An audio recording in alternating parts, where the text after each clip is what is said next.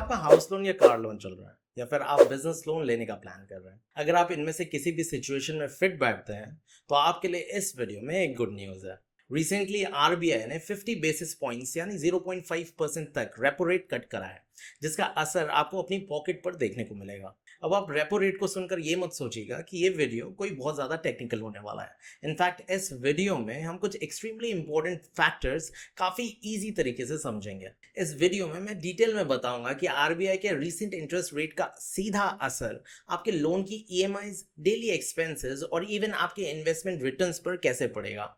तो नमस्ते दोस्तों, मेरा नाम है अक्षत। आप इस चैनल को फटाफट से सब्सक्राइब कर लीजिए और मैं इस वीडियो को स्टार्ट करता हूं विदाउट वेस्टिंग अ सेकंड। तो हम 3 रियल लाइफ सिचुएशंस के थ्रू समझेंगे कि ये रेट कट आपकी डेली लाइफ को कैसे इंपैक्ट करेगा। लेकिन इससे पहले ये समझेंगे कि रेपो रेट क्या होता है। सिंपल भाषा में, जब कमर्शियल बैंक्स को पैसे चाहिए होते हैं तो वो आरबीआई से उधार लेता है। आरबीआई उस उधार पर एक इंटरेस्ट रेट चार्ज करता है, उसी रेट को कहते हैं रेपो रेट। जब आरबीआई इस रेट को रिड्यूस करता है तो बैंक्स की बोरोइंग कॉस्ट भी कम हो जाती है, जिसकी वजह से कमर्शियल बैंक्स हमें home loans, car loans, business loans जैसे कई लोन्स सस्ते इंटरेस्ट पर दे पाते हैं।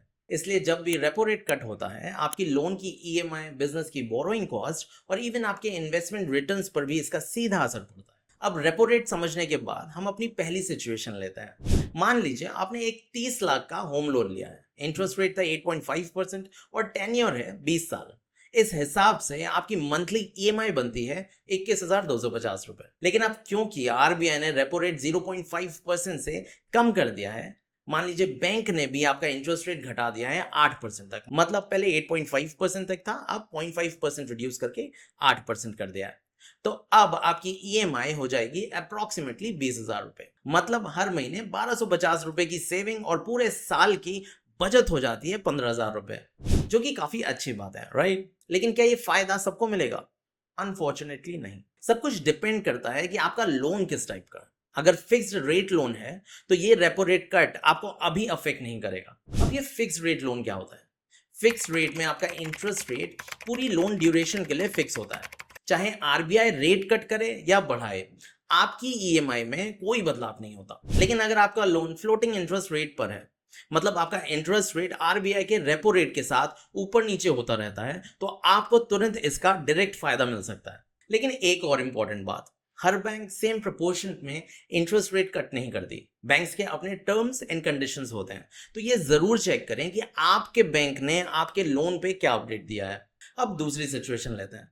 मान लीजिए आप एक बिजनेस चला रहे हैं या कोई स्टार्टअप या दुकान खोलने का प्लान कर रहे हैं। ऐसे में कैपिटल काफी इंपॉर्टेंट होती है और बिजनेस लोन लेने पड़ते हैं। तो अगर इंटरेस्ट रेट कम होता है तो इसका सीधा मतलब है कि बिजनेस लोन की ईएमआई भी कम होगी, आपके मंथली आउटफ्लोस रिड्यूस होंगे और वर्किंग कैपिटल में थोड़ी रिलीफ मिलेगी। मतलब आप इजीली लोन रीपे कर पाएंगे और जो पैसा ईएमआई में जा रहा था उसे आप बिजनेस की ग्रोथ में लगा सकते हैं। लेकिन यहां भी आपको समझना होगा कि आपका लोन फ्लोटिंग रेट पे है या फिक्स्ड रेट पे, उसी के अकॉर्डिंग आपको एडवांटेज मिलेगा। लेकिन यहाँ एक हिडन चैलेंज भी है। जब लोन सस्ता होता है तो नए बिजनेसेस खोलने के लिए एंट्री बैरियर कम हो जाता है। इस वजह से नए स्टार्टअप्स और एंटरप्रेन्योर्स मार्केट में आ जाते हैं, जिससे कंपटीशन बढ़ जाता है। लेकिन ये इकोनॉमी के लिए लॉन्ग टर्म में काफी पॉजिटिव सिग्नल होता है। अब चलते हैं तीसरी सिचुएशन की तरफ, जो है स्टॉक मार्केट। ये थोड़ा इनडायरेक्ट है लेकिन बहुत पावरफुल है। देखिए, जब reserve bank of India rate cut करता है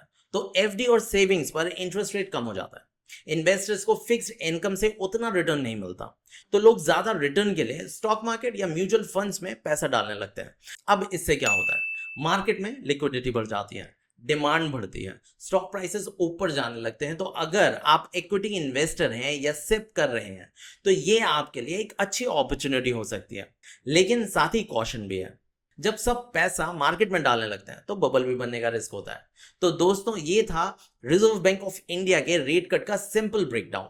अगर आपको ये वीडियो हेल्पफुल लगा हो तो एक लाइक जरूर करिएगा और कमेंट्स में बताइएगा कि आप किस सिचुएशन में फिट बैठते हैं, लोन, बिजनेस या इन्वेस्टमेंट। और प्लीज इस चैनल को सब्सक्राइब करना बिल्कुल मत भूलिएगा। मेरा नाम है अक्षत, मिलते हैं नेक्स्ट वीडियो में। नमस्ते।